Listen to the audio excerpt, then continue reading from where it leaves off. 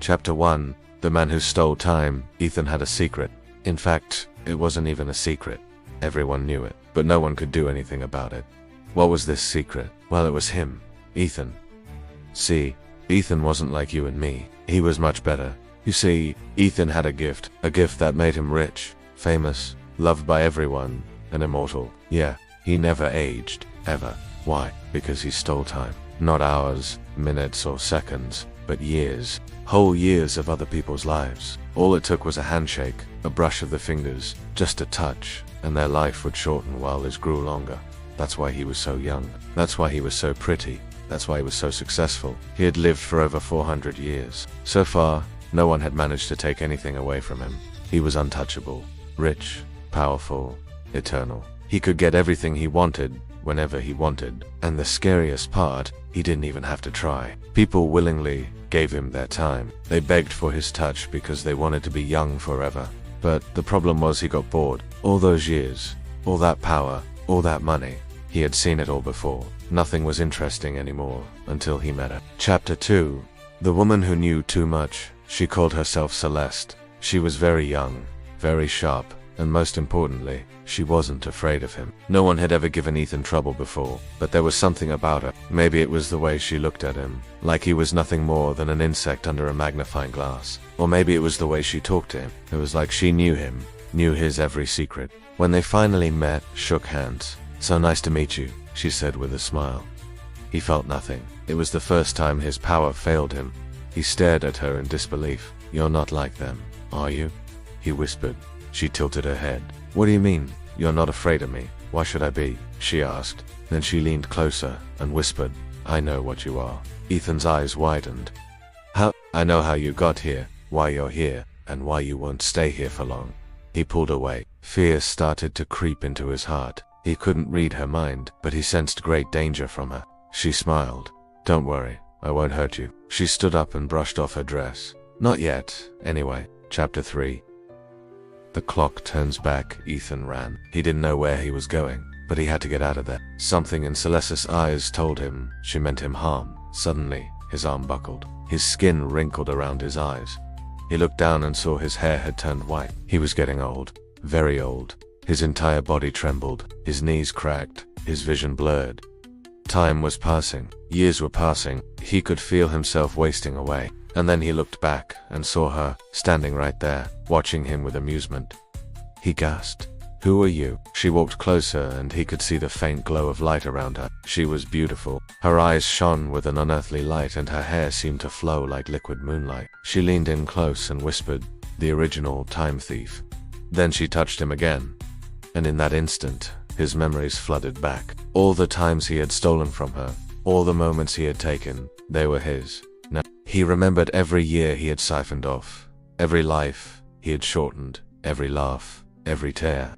Every memory came rushing back to him. He cried out in pain, "Stop it, please." But she just kept smiling. She touched him again, and he collapsed to his knees.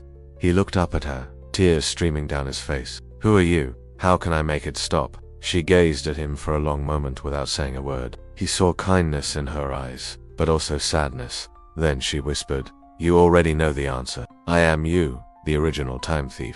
And now it's my turn to take what's mine back." With that, she vanished. He felt her touch one last time, and then everything went black. Chapter 4. The chase through time. Ethan had stolen centuries from people. Now time was taking it all away from him. His mansion crumbled into dust. His reflection faded from the mirrors. The people he had stolen from, their time returned. Some died, some were reborn. And in the distance, he could hear the sound of a clock tower chiming backward.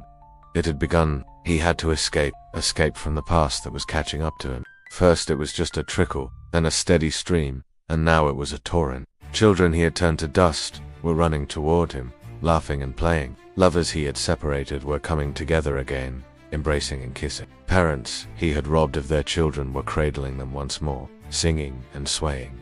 Families reunited, friends embraced. Ethan watched them all go by, their happiness mocking him. He fled through the streets, desperate to find somewhere to hide. He needed somewhere to wait until this madness passed. Suddenly, he saw it, an old abandoned church. Perfect. He ran inside and closed the heavy wooden doors behind him. He slumped to the floor, trying to catch his breath. When he looked up, he saw it, a single ray of sunlight piercing through the cracks in the roof. He crawled toward it, hoping its warmth would soothe his aching bones. As he reached out to touch it, he heard a voice behind him. Looking for this. He turned and saw her holding a small silver locket. It was the one he had taken from a young girl over 100 years ago. She had died soon after, leaving this world without a daughter and her parents, without their only child. "Give it back," he whispered, his voice hoarse with age. She laughed, a sad, empty sound. "No, I think it's time we had a little chat." She sat down next to him, and he could feel the warmth of her body, even through his tattered clothes. "Tell me," she asked softly, "what is the most precious thing you have ever stolen?"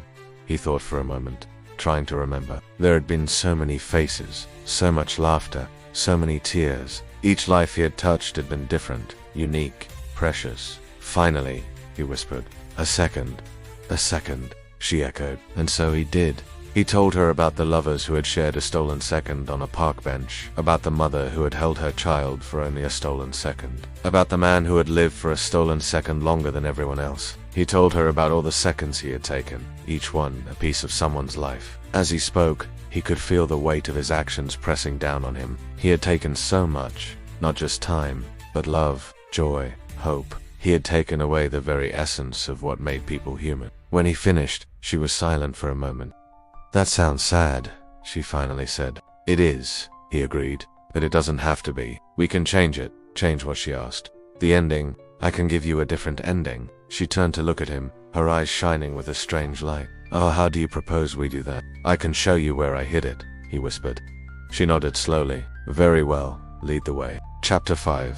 The final second, Ethan led her through the streets, deeper and deeper into the city, away from the sounds of laughter and chatter. Soon, they were in a dark, deserted alley. He stopped in front of a crumbling wall and pressed his ear against it. "Listen," he said. She did, and a faint ticking sound could be heard. He put his hand on hers, his touch sending a jolt of energy through her. "Are you sure this is the right place?" she asked.